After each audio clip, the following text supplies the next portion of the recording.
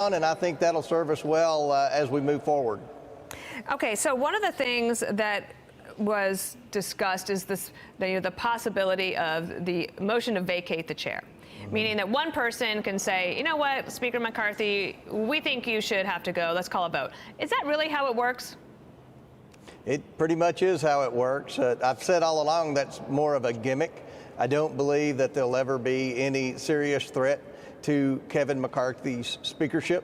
If Kevin McCarthy ever did something so bad that there would be a threat to him vacating the chair, I think we would meet as a conference. We would iron it out and take action accordingly as a conference. But there may be one person abuse that on either side of the aisle, but I'm confident Kevin McCarthy will be Speaker for the next 2 years. Do you agree with the theory that's been expressed a couple of times since this big vote that because the Republicans went through that last week, that it will be maybe easier for them to take on tougher votes and tougher challenges in the weeks ahead? I really do. I hope that it was a learning experience for everyone. I hope it was a learning experience for the 20. I believe that they could have declared victory a couple of days prior to Saturday morning. I think we need to learn when to declare victory. I think it was a good lesson for McCarthy and the leadership team to understand and to make sure that they have the votes prior to a big major bill coming on the floor and before a deadline. So I think it was a learning experience for the entire conference, and hopefully we can learn from it and do better as a whole moving forward. I think what you need to learn is you need to explain a lot of the stuff to the American people. A lot of people just don't follow it. You're trying to make the system better based on how you see it. Let me come back to that. While America slept, here was Kevin McCarthy.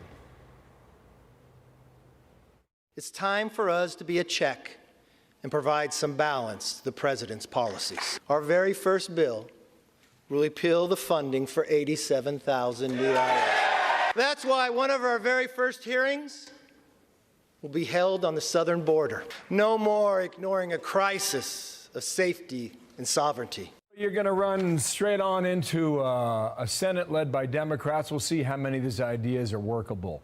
But on the issue of explaining things to the American people, you walk down the street, how many people can tell you what an omnibus bill is? Right? But it was $1.7 trillion. And you guys were given 24 hours to read it. And you don't want business to go on like that anymore in this Congress. And if you explain that to people, maybe they come around to understanding why it took so long to get last week done. That's a great point. And I think that if the American people knew what went on in the days before Christmas this year and how $1.7 trillion of their tax dollars were spent without any member of Congress fully comprehending the bill, without any debate, without any amendments offered, I think they would be outraged. I think they would be happy with the changes the Republicans made to the rules package. This prevents that in the future. The Democrats can be outraged by this, but this is the way it's going to be moving forward. The American people are going to get transparency from their government. We're going to expect the Biden administration to finally be transparent, so we're going to have to be transparent as well